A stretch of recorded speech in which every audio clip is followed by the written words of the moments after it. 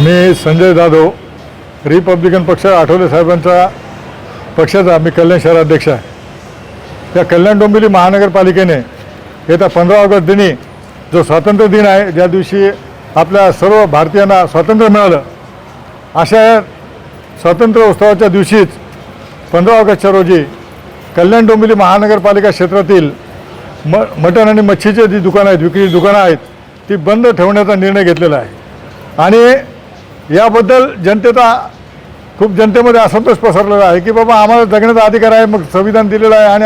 या देशात स्वातंत्र्य आहे, तर मग असे निर्णय का घेतले जातील की जेणेकरून जनतेला खाण्यावरतीच गदा येईल. आणि त्यासाठी रिपब्लिकन पक्षाच्या कल्याण शहराचे सर्व आमचे ज्येष्ठ नेते, सर्व आम्ही इथे अल्पसंख्याक आघाडीचे आमचे अध्यक्ष, मुस्लिम समाजचे सर्व बंधू मिळून आम्ही एक निवेदन दिलेलं आहे की या निर्णयाचा आयुक्त साहेबांनी फेरविचार करावा आणि त्या दिवशी 15 ऑगस्टच्या दिवशी जो काय निर्णय घेण्यात आलेला आहे की दुकाने बंद ठेवावीत मटण आणि मच्छी विक्रीचे, तो निर्णय रद्द करावा, अन्यथा आमच्या पक्षातर्फे तीव्र आंदोलन करण्यात येईल असं आम्ही निवेदन आयुक्त साहेबांनी दिलेलं आहे.